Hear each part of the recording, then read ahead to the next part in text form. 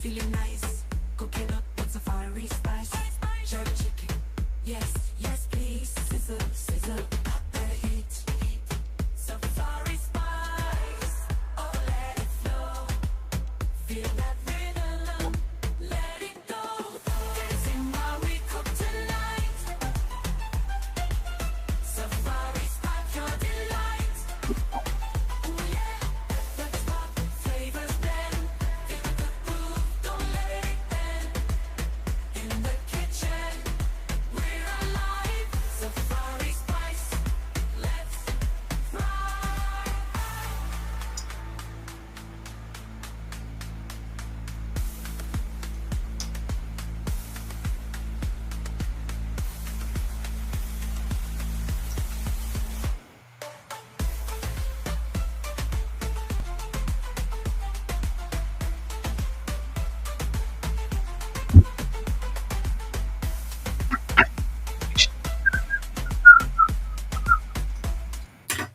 Hey guys, what's up? What's up? What's up? I'm back again. This is my third live for the day.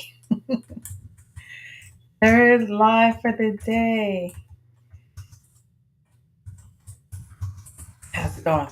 Guys, you know the rules. Get a drink, get some popcorn, get some candy, get some cookies. It's late. Get something and join me in the chat. All right, we're going to get all caught up. It's been a busy week between Tyler Perry and, oh my God, everything going on. Tyler Perry, Fat Joe, DJ Khaled, you know, everything else has been crazy, right? It's been crazy. Kanye showing up at court. I don't know. Anyway, so listen, before we get started, shout out to this zucchini. You know, this is a cooking channel. So if you're looking for any fresh vegetables, any type of recipes, go on my playlist on YouTube, Safari Spice, and check it out. What's up, TikTok? Anyway, so the prosecution is going to rest their case. Let's take a look at the calendar. Let's shout out to the Diddy docket. They had the calendar up, which has been really cool. And here we are. We had opening statements starting jury selection on May 12th. We had jury selection. We started with some of the employees at the Intercontinental. Cassie came up, Dawn Richards, George Kaplan, Capricorn Clark. I thought she was the best so far. And then, of course, you know, Kid Cudi. Mia was analysis. Brianna Bangalow, she was a little sketchy. Eddie Garcia, I thought was good. Jane was on there. That was crazy. So where we at now? Today is the 20th. Let's see if they're on schedule right here. Anticipated testimony, Brandon Paul. Yep, he came in today. So then we're going to have Monday, I think the prosecution's going to rest their case. And then the defense said they're only going to come up one day.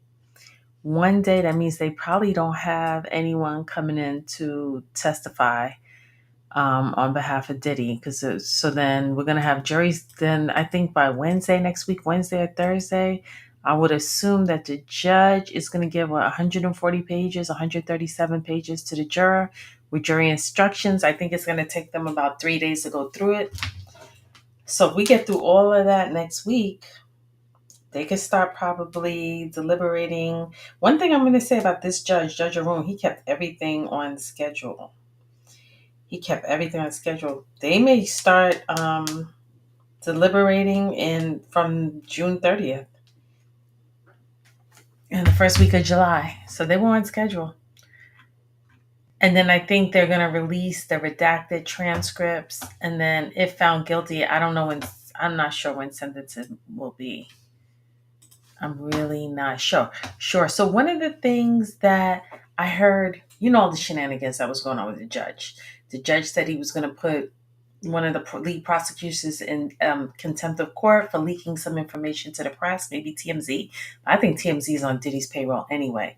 We know that one juror was dismissed for lying what state he lived in. Then Diddy went, the prosecution dismissed a juror. Then Diddy's team came up because there was one of the alternative judges they liked. So Diddy's team put in a request to get one of the jurors they didn't like dismissed. And the judge kicked it back. He was like, no. But the jury did have a question. I don't know if it was the whole jury or one juror had a question. I think yesterday was no court because it was Juneteenth. So it was either the end of Wednesday or it was early today. I think it was Wednesday because today court only went to 1:00.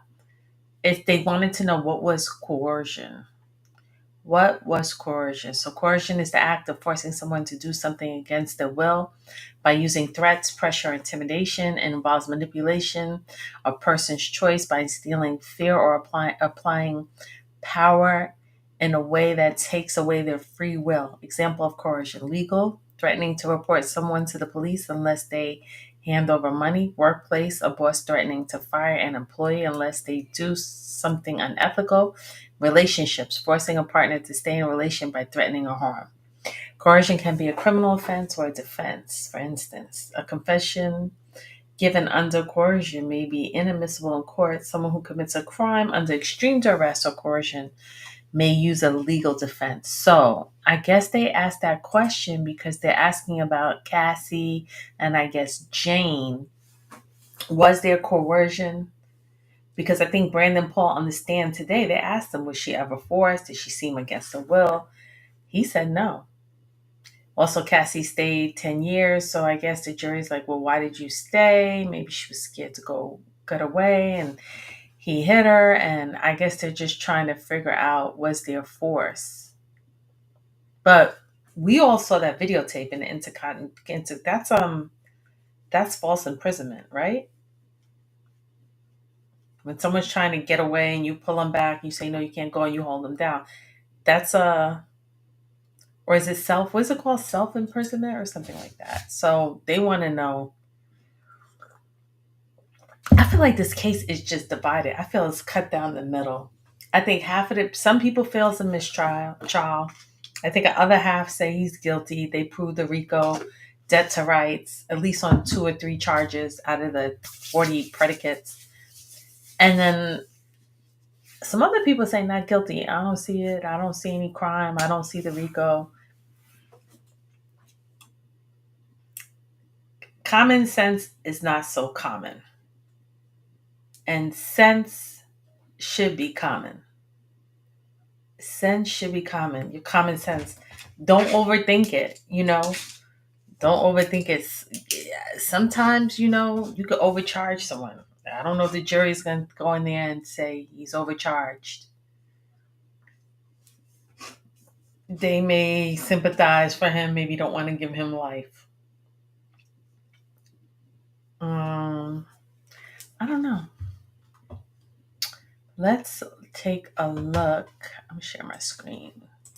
What's up, TikTok? I'm over here on YouTube. I'm going to share my screen. I'm going to read something. This was to the judge. Please see the attached what is marked GXA 905A, which is the government intends to move to admit after Mia's testimony. This message is between Damon Butler, D-Rock, who's Biggie Small's best friend, and Sean Combs, in which Mr. Combs directs D-Rock, among other things, to have Cassie ice her eye and stay on top of Cassie, and ask why Cassie is not hiding, is admissible on numerous bases. First, Mr. Combs' statements are admissible as party opponent statements, and D-Rock's statements are admissible to contextualize the defendant's statement. See Arista Records LLC versus Lime GRP LLC 784 Supplement 2D 398420 SDE NY 2011, where the statement is deemed admissible as an admission by the party opponent under Rule 801D2. The surrounding statements providing essential content may also be considered United States versus Mackey, number 21CR80 NGG 2023, WL2457861, EDN March 10, 2003. Second, D-Rock statement are admissible as employees against statement under FRE 801. Mia, and what was D-Rock's job? D-Rock's was security Q. And what is part of D-Rock's job to protect Mr. Combs? Yes.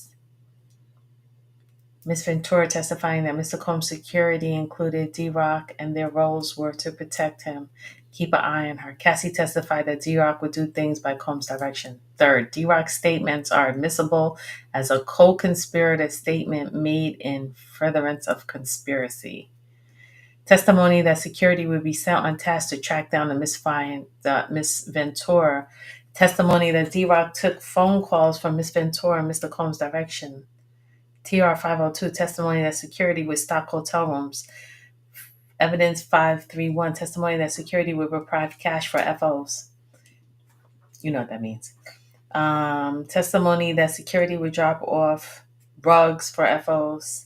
Testimony that D-Rock participated in Suge Knight incident. Testimony that D-Rock was taking Miss Ventura to the hospital to treat injury from abuse. Did they testify Cassie had brain injury from getting, kicked and stomped and dragged? Remember, she got slammed on the bed. She had the stitches, a cut in her eye. She got beat up one so bad she had to get plastic surgery. She had brain injury. I think I heard something about that. So, guys, let's see.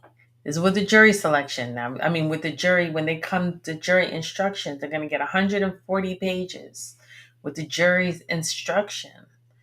Did they prove the RICO? So they only need two predicates, kidnapping.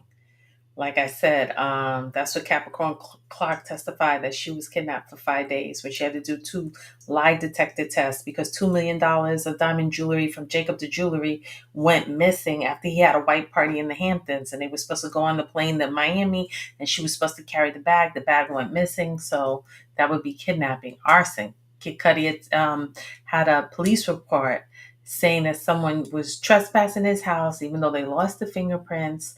But there was a black Escalade there, and when they got the plates and the police ran the plates, the plates were to Bad Boy International. Arson, someone allegedly cut the top, dropped the cocktail bomb.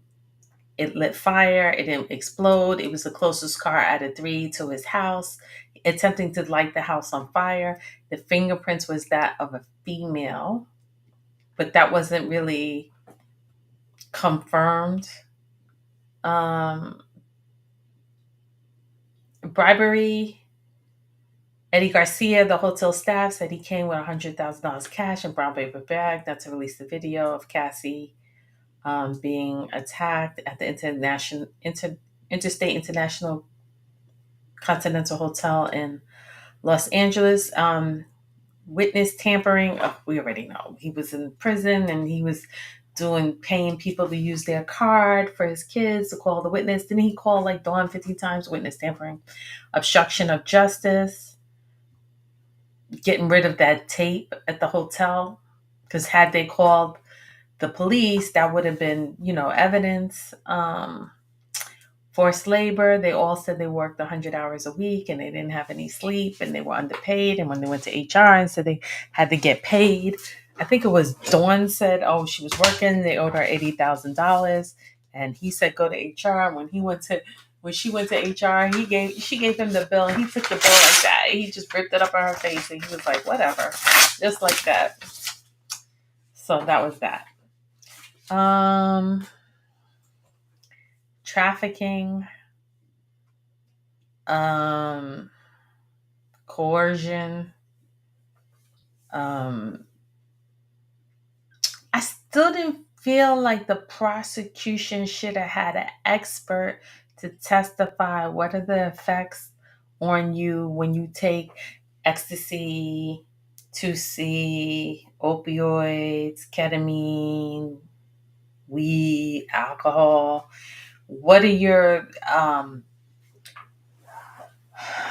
They had someone testify. They had a doctor come in and talked about like Stockholm syndrome and trauma bonding and things like that. But no one really explained the rugs. They just said the rugs are illegal and da da. But how are you supposed to act? Because I don't know. That's the thing that I think was missing. The prostitute.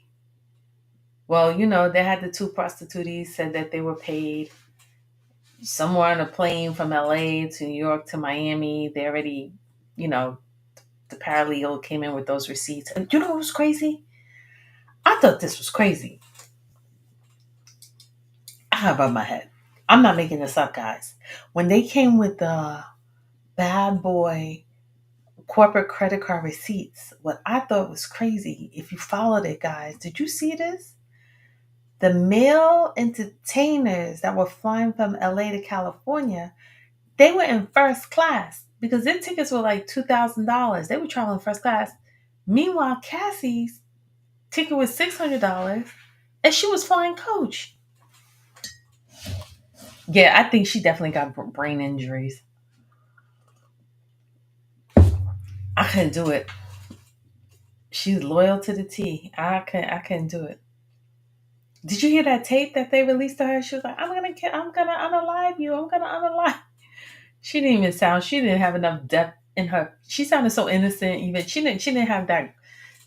That baritone in her bass, like that she meant business. But and then rug distribution conspiracy. Well, we knew he had a lot of rugs. He used them, but he always had someone to carry for him, carry his fanny pack, pick up his prescription medication, carry it on the plane. So I don't know. So there was an interview here with Roger Barnes on Vlad TV, and he was talking about uh, forced labor. Let's see what he had to say, and then I'll make my comments afterwards. Mr. Combs' kingdom. We all serve in it. Like y'all are slaves or something. I know. That's how he treats you. Huh. Yeah. Period. Point blank. But were there issues with you getting overtime? Of course there was. I spoke about this way before what they was talking about, if you remember. I said we used to work 20 hours a day, sometimes 72 hours. Because see, assistants and security have to be with him at all times. So if he's doing an album, you're inside the studio working for 2 days straight. Meanwhile, he got things to keep him up. You don't have nothing to keep you up. And it was a time that he was at Atlantic Records. Bad Boy was underneath Atlantic Records. So our timesheets would go into Atlantic Records to Craig Cowman, Julie and them. It would go into them. And they seen the hours that was on there. So they would have to bill Bad Boy because Bad Boy had a certain amount of money. And one day we was driving in the car and Puff said, "What the fuck? What the fuck?" And he said, "Yo, you doing this shit to me too?" So he found out that people was putting in the hours that they really was working. You know what I'm saying? We're working 120 hours in a week and things like that. And he's like, nah, I can't pay y'all for that. And everybody was like, yo, this is just what we working. We just putting in. Call time is 7 a.m. We here until 4 a.m. We at Bad Boy Studio till 4 a.m. So what he did with me was the young lady, Tony Fletcher, that was head of finance, and Bad Boy came to me and said, Barnes, either you leave or you change these hours. You know what I'm saying? And she made me change my hours to 12 hours a day, 7 days a week. Right? But that's still overtime, though. Huh? That's still overtime. So, for example, that's overtime, but that's not what I'm working. I'm working 20 hours a day. Yeah, that's crazy because I've got a staff of like 11 people. Mm-hmm. And I have to follow the rules. If you work more than 8 hours a day or more than 40 hours a week, you get paid time and a half. My employees could attest to this. Right. I don't expect anyone to work more than 40 hours and not get paid time and a half. Right. Or else I'm going to deal with the labor department. Right. But he was basically purposely underpaying people Purposely. Huh. Purposely. Because the hours that he was doing, like even the driver went, he would put in how many hours he rode with Puff. And he made the driver. He said, yo, I can only pay you. So I think it was $65,000. And the driver was making like $160,000, $170,000 because of the hours. And he made him do that. He lost his house and everything else. But Puff came and told him, he said, yo, man, do me a favor. I need you to stay with me. I trust you. He said, but if you just need some money from time to time, just ask me and I'll give it to you out of my pocket. Well, he did that once or twice. But then when the driver needed some more money, he was like, yo, I don't have it. I don't have it. I don't have it. Yeah, it's really interesting how cheap Puffy is considering his net worth. Because, I'd even heard that he was trying to like cut corners with his legal bills and his legal defense. Like I heard that this defense should have cost way more money. There should be way more experts or whatever else. But Puff was like, nah, that's too much. I'm not going to spend that much. And it's like, yo, like your life is on line right now. You're facing life in prison. Like, but yeah, the cheapness I heard just is a little weird considering how much he's worth. And, I mean, down to the point of just, okay, it's cool to be, if you want to be cheap, if you don't want to tip 20%, whatever. He's definitely cheap because they said a lot of times, like the restaurants, he would go to the restaurants, like he'd be at Nubu, but he wasn't paying a bill. He'd go for free because it's like publicity for the restaurant, or all his clothes. Like he would have like all his clothes or his cologne. Everything, his clothes would be gifted to him. It would be free because they wanted him. It was like all Brandon. Or else it's nothing illegal. You don't have to tip. Right. But legally, you have to pay people overtime. Right. I am familiar with this. Right. You know what I'm saying? If I told my employees, y'all got to work 60 hours a week and I'm only going to pay you for 40, at some point, one of them's going to get sick of it, go to the labor department, and then I'm going to have a case for the labor department where they're going to go through all my records, and then I'm going to have to pay penalties and fines and so forth. So I've always been very clean about this. Why do you think he was being cheap to his own detriment in a way? Because back at that time, like even when I heard like during Sarah's testimony and a couple of other people's testimony where it must have came to a point where Labor Department got involved and they figured out how much money they was owed overtime. That never happened when we was there. Because if it would have happened when we was there, I would have got $100,000-$200,000 easy in overtime pay.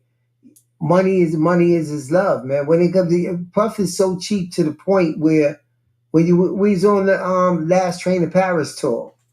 And security makes extra money doing little things. You might get a certain amount of passes, a certain amount of tickets every concert. So, you get somebody, because you can't do it, you get somebody to stand out there and scalp the tickets for you. He wants that's how you guys would make extra money? That's how we had to make extra money. Wow. You know what I'm saying? That's great.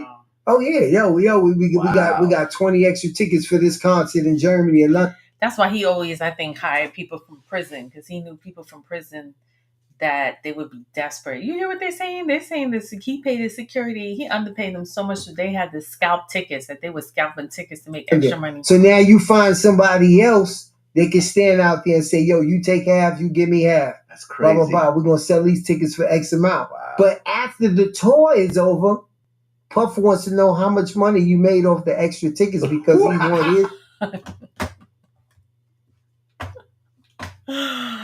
Oh my God, that is crazy. So let's get into today's testimony. Was with Brandon, who was the rug mule, who got caught with the white powder at the Opelika City Airport.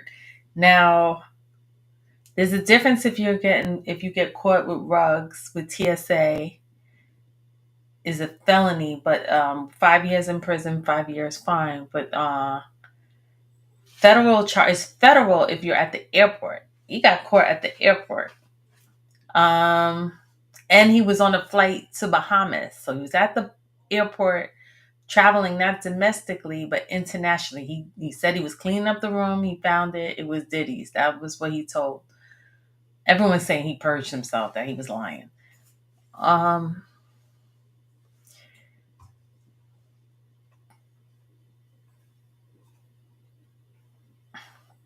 It depends if his intent was to sell or distribute.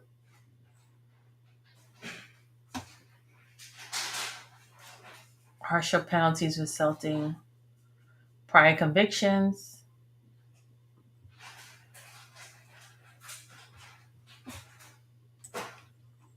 So let's see today what they testified.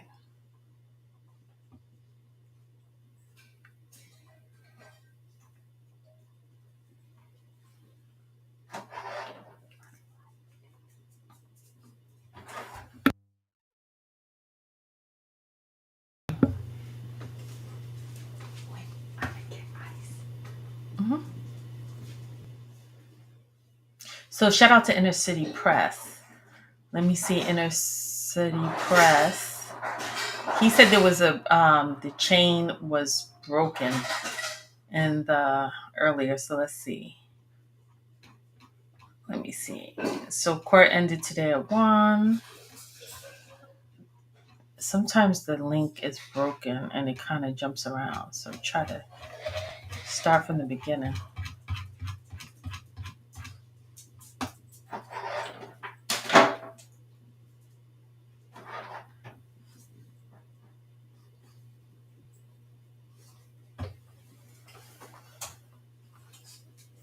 Okay, so it says, Your Honor, may I place a binder of documents on the witness stand? Judge says yes, all rise. The government may call its next witness. Ms. Garrigus, I will introduce some exhibits under seal, except one admitted. The government calls Brandon Paul. Here we go. Brandon Paul was a road mule who testified today up until 1 p.m. Do you recognize this person? Tuxedo photos shown. Yeah, Sean Combs. I worked for him until I was arrested in Florida airport for possession of white powder in my personal assistant bag. Why was it there? I was sweeping Mr. Combs' room. That was the other assistant that said for Diddy's image, he used to go in there and clean up his room. How did you come to work for Mr. Combs? Through Revolt. Ellie Morone. He told me, get in to get out. Get in to get out. If you have a girlfriend, break up with her. You'll never see her again. Did you interview? October 2022 at 200 South Mapleton Drive. How were you greeted there? My ID was scanned. I had to sign an NDA, non-disclosure agreement. Frankie Stanatella and Christina Corum was there. KK. Did they hire you? Yes. I would pack a lot of joints in the garage. Weed. When did you meet Mr. Combs?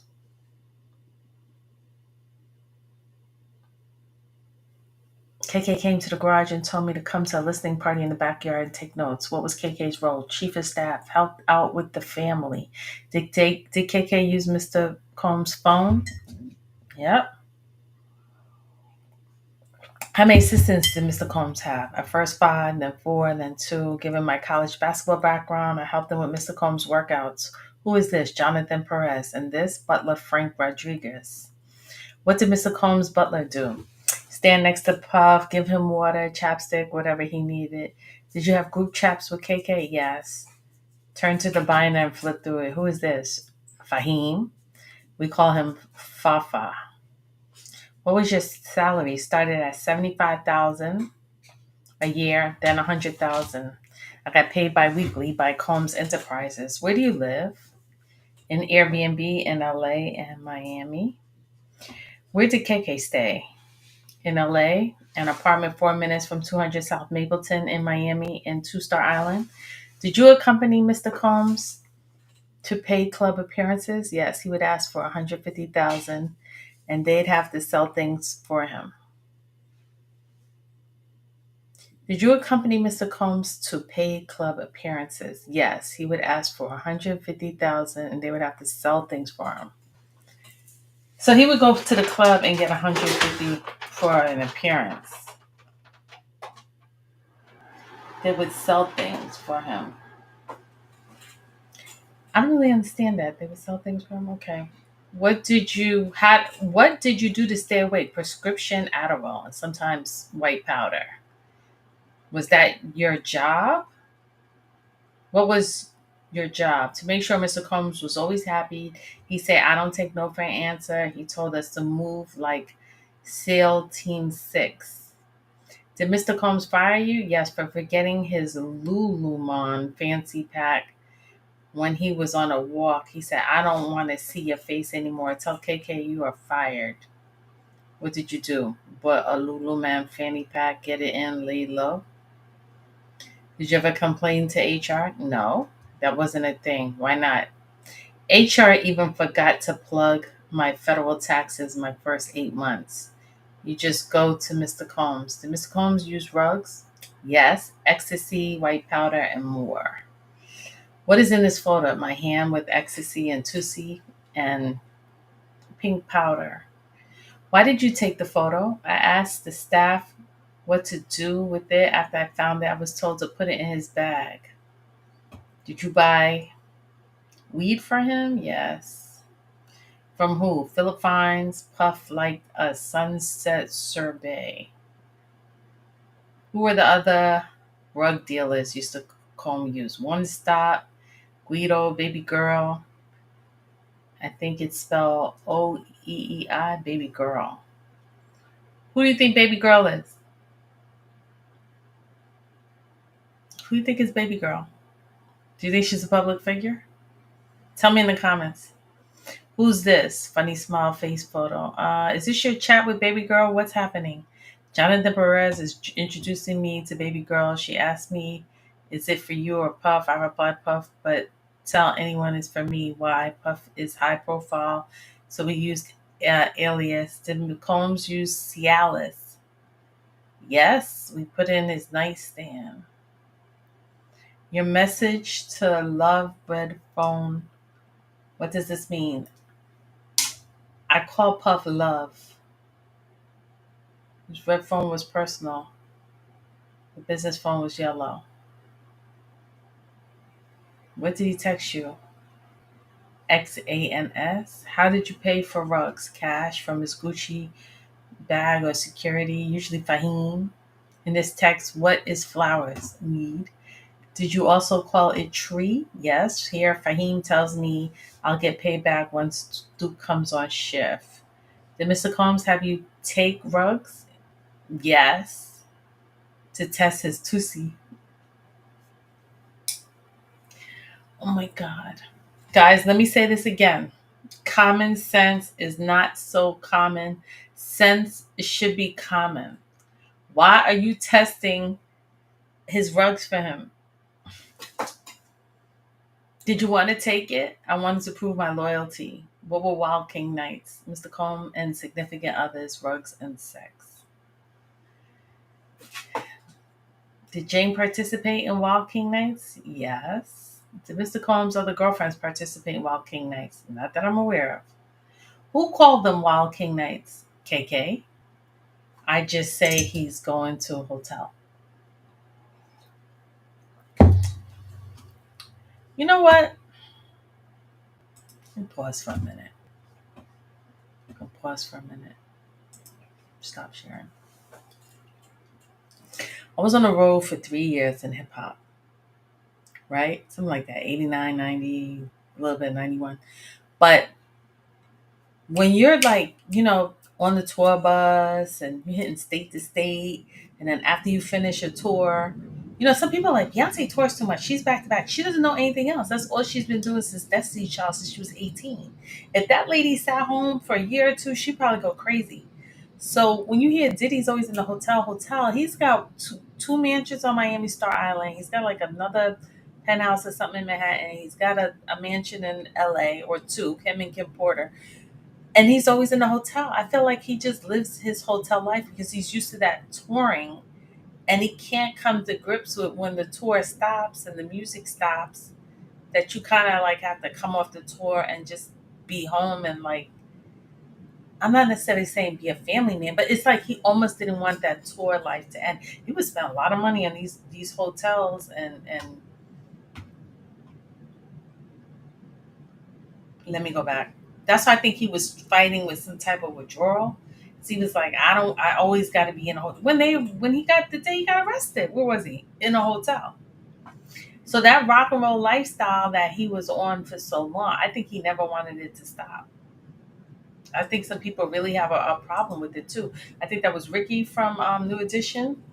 When he was like the tour stop and he had to be home, he had a problem. He started doing drugs really bad, that white powder, and then he wound up in rehab.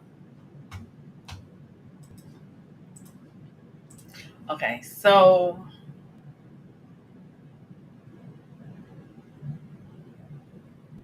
did Mr. Cohen stop using hotels and move them to the residence? Yes, after the Cassie lawsuit. So I guess when Cassie's lawsuit came out, he was probably like, "Oh no, I better not be in these hotels because they're gonna be watching me with the cameras. What did you do? Clean up after?" What does this say? That Jane coming in, Brendan is staffing it up. Wild King Night, probably. Where did you make the reservation, Nubo? Now, Noodles was, I think, a hotel and a restaurant. I'm not sure. Where was the Wild King Night? Jane's residence. I wrote, running to Walmart for them.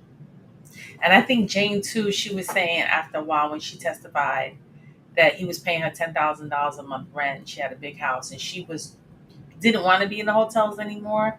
I think she was saying for safety. I don't know why you want to be some strangers off of Craigslist, some male entertainers in your house.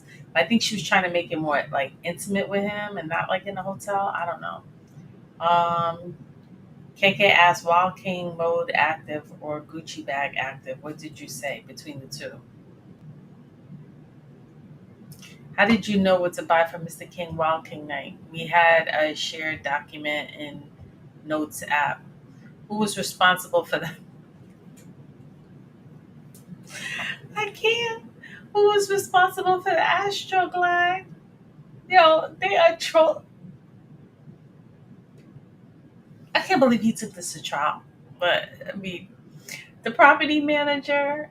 I don't think the 200 South Mapleton manager was good. So okay, I took the photo to show the manager how to lay out the Astroglide in her bathroom.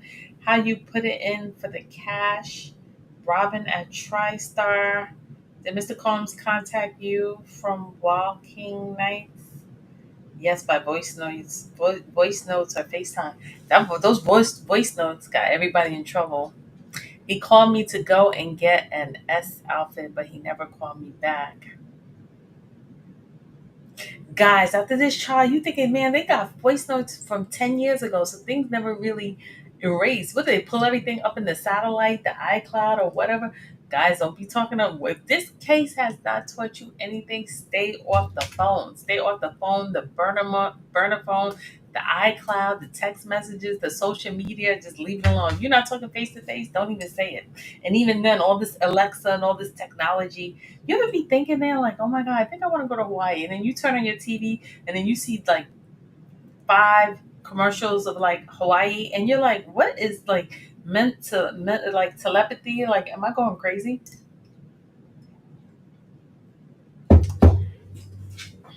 How did you clean up after I wore gloves? No, that's right. Who had testified? Was it Cassie who testified? That, oh, she had to do it on her cycle.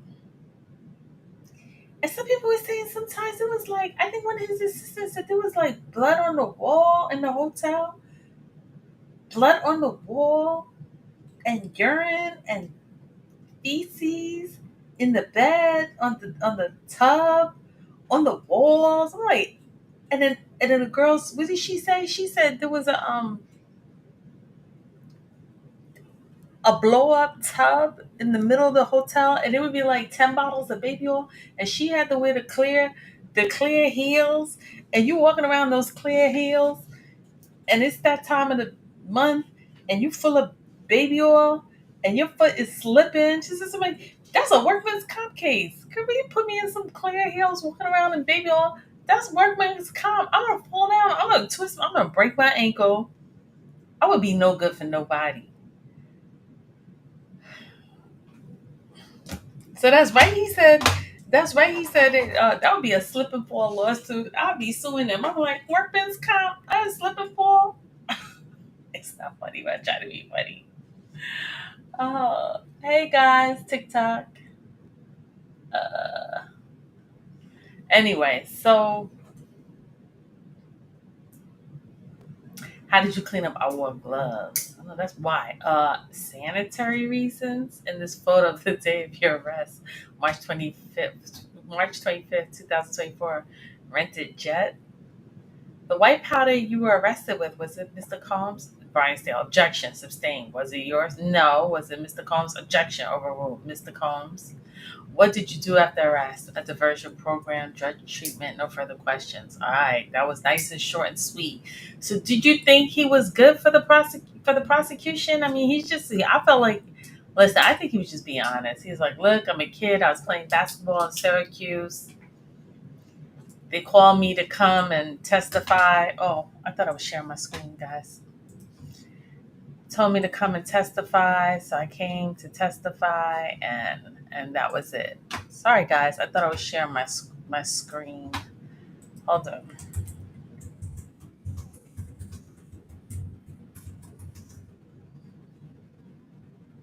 Brandon, what was his last name? Paul? Was it Paul? I thought it was Brandon. Brandon Paul.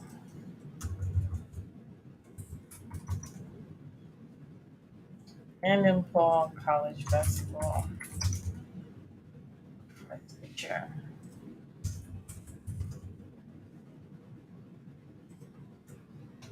Here he goes. Here he goes, guys. He was a young kid playing basketball. I guess the wrong place, the wrong time.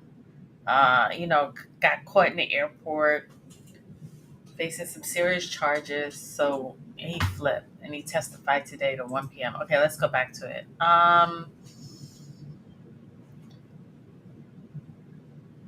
What did you do after the arrest? A diversion program, drug treatment. That's probably what they told him. Go to diversion.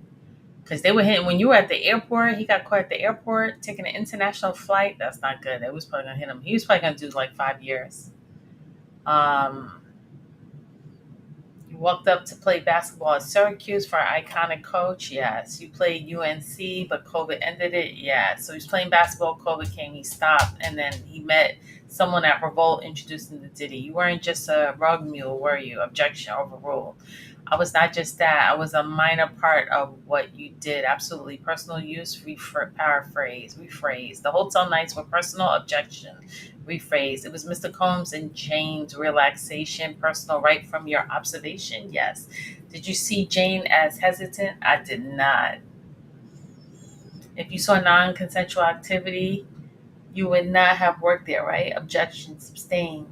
You would not work for a criminal, would you? No. You cared about your reputation. Yes. You were arrested for 27 grams, barely personal use. It was a mistake, right? Yes. And the case was dismissed. Yes. Did Ruggs make Sean more focused? He got extremely creative. As you sit here today, are you indebted to Sean Combs? Good experience for the most part. No further questions. Sidebar before we read the act.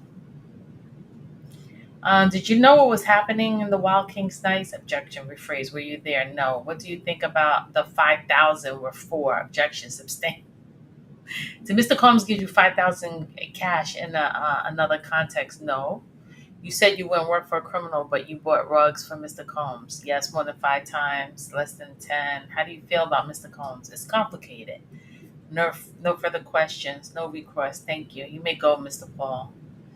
Government may call its next witness. Reading text between Combs. I can't take it no more. Album not done. KK, you can have a release after the studio. We control our energy. Whatever. Get me Frank. Play the audio message, Mr. Combs. Have Jonathan do it. Ms. Combs replies, John will go to the hotel. We have a bit more. Then we request a break. Okay. Miss Ventura says, you bashed my head in. Combs says, you're crazy. Stop talking, flipping on me for what? We're taking a break. Miss Ventura, I don't want to be beaten down for standing up, whatever. I tried to figure out how to get this nut out. Still reading, no witness on the stand, Miss Ventura. All I wanted was to have a good time, and you took all of your anger out on me, as per usual. You dragged me down the hall by my hair. This is not play fighting anymore. I was serious about Rita coming over.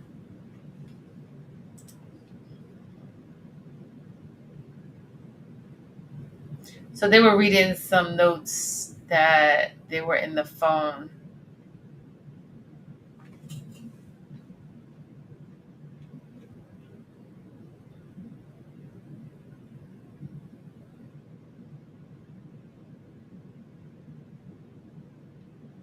The government should provide copies of all exhibits by Monday.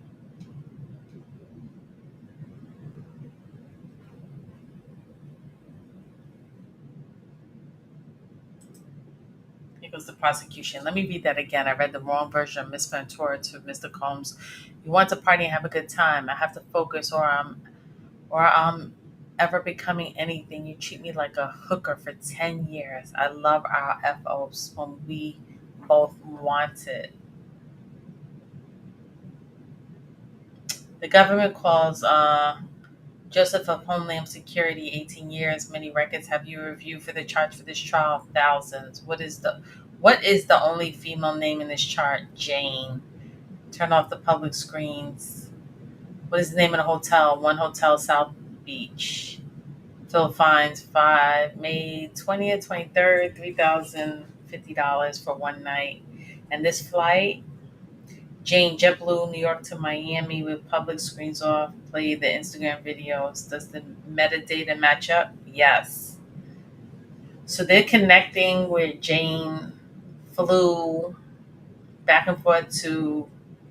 They went to our social media, took the metadata with the dates, and see if it matched up with the flight record. So she flew from LA to New York to Miami.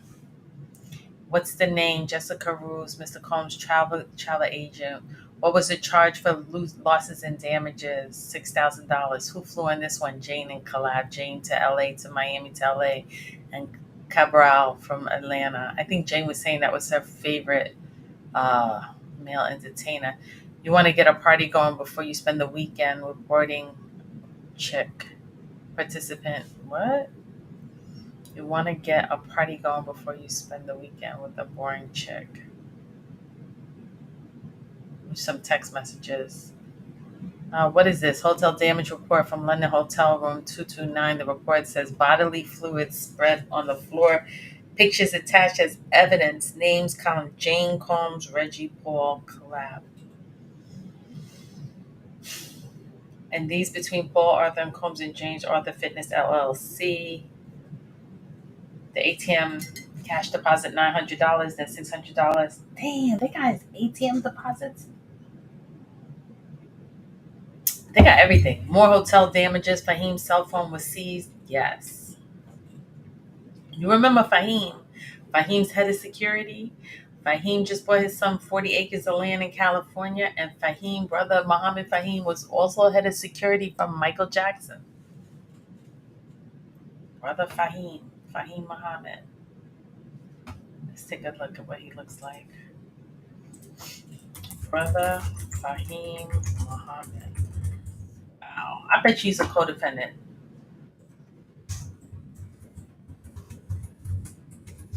If he gets not guilty, all of them are going to get off. D-Rock, KK, Fahim.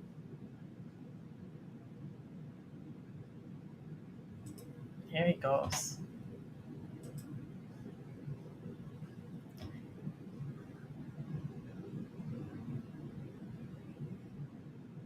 They found success in real estate, but that's Brother Fahim. They were told he's the higher ups. Call him. Anything happen with LAPD or Miami police, call him and they cover it up. There he goes.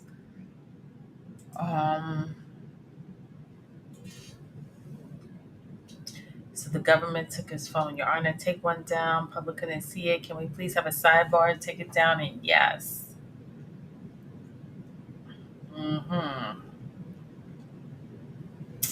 There's a text message. I think this was from Jane. I'm crying. I'm so triggered by this. It's too close to some nights. I feel forced. Please stop.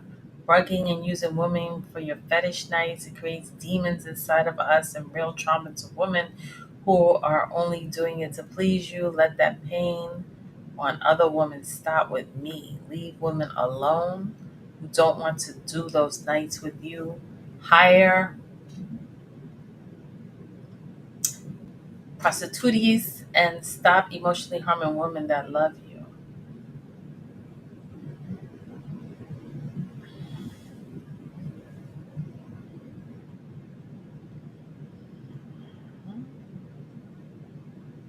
Here's another Jane's message.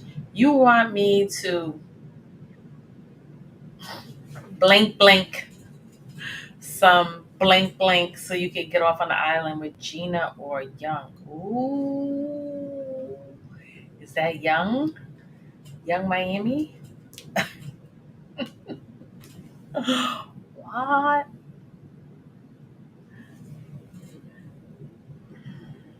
You want me?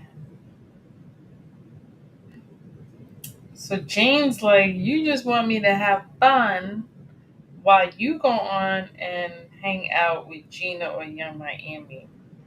Well, that sounds like Cassie, right? Oh, you got me in the hotel room for a decade. Yeah, I never get Christmas or New Year's, and Christmas you're with Kim Porter and your children.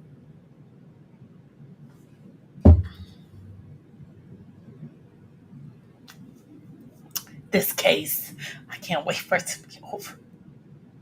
Common sense is not so common. Sense must be common. Oh my God. This case. Guys, I've been here every day following this jury selection. I didn't do it when Cassie filed her lawsuit. I didn't do it. I didn't care. I'm not like a Cassie fan or anything like that. So I didn't really pay attention. And then his house got raided, and it was like, whoa, okay. But I still didn't care. Like, I don't care. I'm just right down the block, whatever. But then when the video came out on CNN, I was like, yeah, I was like, it's getting good. It's getting good. So I was like, nah, I'm gonna come on here and we gonna cover it every day because this is history. Here goes another text. And you had me do blank blank in the hotel room at the hotel room. She's saying like you have me doing this and you have me doing that. But I've never heard I never heard Jane or Cassie ever say, you put a gun to my head, which would be a bang bang to my head, which would be force. Right? I gotta keep it in the community guidelines, guys. Gotta keep it in the community guidelines. I never had a thing. But there's fraud, remember? You can have trafficking by fraud, saying, hey, it's your birthday, get dressed, I'm gonna take you out for a nice dinner and movie, and you get dressed and saying, oh, I'm gonna go a nice dinner and movie, and then next thing you know, you're in a room with the Punisher and you're like, what? I didn't agree to all this. No disrespect to the Punisher, but you understand what I'm saying. And I thought that was a real gentleman of him to apologize. He was like, I don't think I did anything wrong, but if I did, I'm sorry. He was like, you didn't look like you was having a problem, but that whole, what they say, that Stockholm syndrome is real. So did Jonathan Perez send this to Fahim? Yes. And what about Antoine? Sorted this date. Please sort it out. I'm not even blank no more. Okay. Who sends this message? KK. What does Jonathan write to Fahim? He says, I don't know if you're holding 10,000, Fawcett, trying to get some more now. Yeah, and I think this is good stopping place since we're ending early today. Jurors, you may leave. Don't read anything. All right. If the jurors on the train going home and they pass a news station, there's a New York Post, and they spend $1 and they go take the post and start reading on the train, they're gonna be kicked off. They're gonna be like, get out of here, Your Honor. She was reading the news. They said, don't read any. How you want to stop anybody from reading it? How is it possible? Don't read anything. You pick up your phone. It's on your emails, on your social media. You cut on TV. It's everywhere. How are you not gonna read anything? He said, don't read anything. How many more direct, Miss Coney? To midday Monday, I hope Miss Garrett finishes cross-exam by the end of Monday. Then Rule 29, Mr. Agnafilio will be on the shorter side. We'll tell the government over the weekend. If the government rests at the end of Monday, I think it'll rest Tuesday or Wednesday. I'll send the proposed charge today. You send the edits Tuesday evening. We could charge conference Wednesday, close at 30. You could use the courtroom 2:30 if also needed. Notice that said we both wanted. This means that there were instances that she didn't. Okay, so these are the chats. I'm not gonna go through the chats, guys. Shout out to Innocent Press. He was doing great over for the last, 6 weeks covering this. It's a lot to sit there and type all this. Oh, maybe he was doing voice. He probably was talking it, but he did excellent, excellent, excellent job. Excellent job.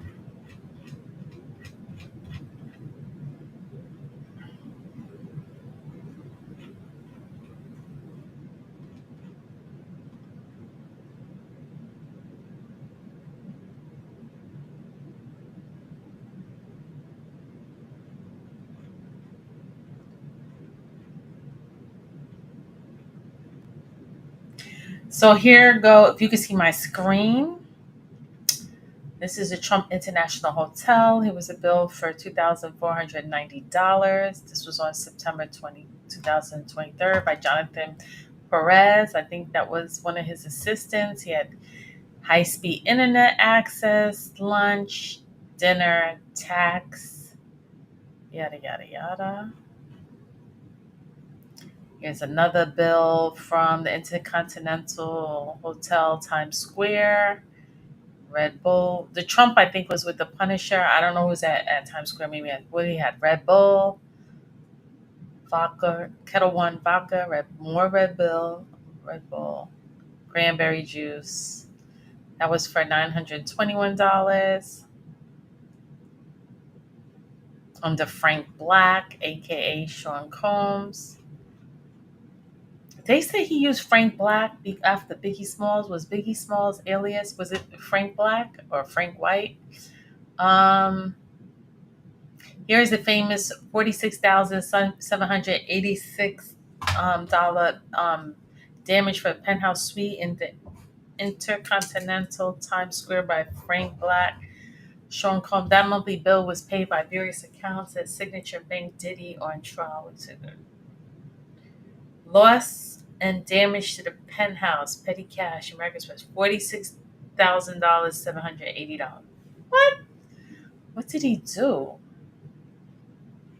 It's very juvenile behavior. So these are the pictures, the damage at the London, West Hollywood, and no further.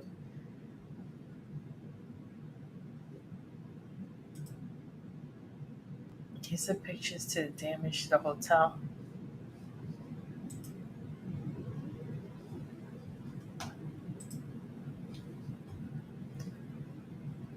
It looked like there was a fight. There's a lot of alcohol. I don't know, maybe he broke a table or the bed, the couch. Oh, I see all the fluids right here. Disgusting. Nasty. Nasty work. Inner City Press did great job. Let me stop sharing. Wait, okay, so like I said, common sense is not so common. And one thing I'm gonna tell you, my mother always says to me, y'all ready for this? Birds of a feather flock together. Birds of a feather flock together. What do you guys think? Do you think birds of a feather flock together?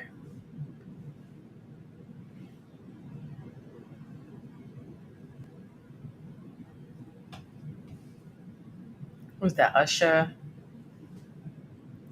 DJ Khaled, Jay-Z, Meek Mills.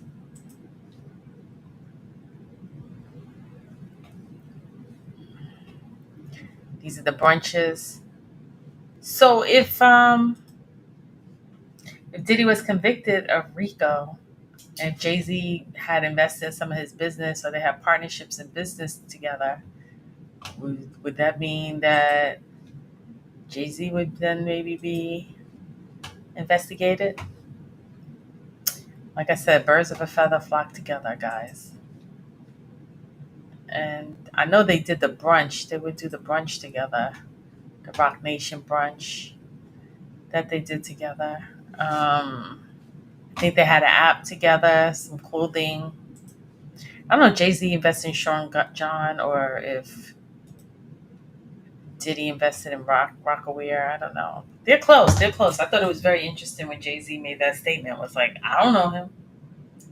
even though there's thousands of pictures of them together and Getty Images since the 90s, and they did music together and everything. So I'm sure he feels sad that he's in this situation, but greed, selfishness, control, and rugs.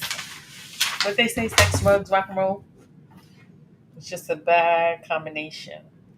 Do you guys think Brandon he did perjury? Do you think he purged himself on the stand? Do you think he was a good witness? Everyone's like, oh, he was good for the defense. The only thing that they asked him, they was like, do you think he ever forced himself on Jane? He was like, no, I think he was just being honest. He got caught up in, wrong place at the wrong time. He's lucky he's got his freedom. But on that note, guys, it's been a long day. I think I did 3 lives today. I'm out of here. I'll do a recap tomorrow, and I wanted to see what's going on with R. Kelly. What's going on with that R. Kelly? He's a hard person to try to cover. I just got to do a little bit more the backstory about what's happening, and I'll try to come in and report on that. On that note, I am out of here. Bye, guys. Have a nice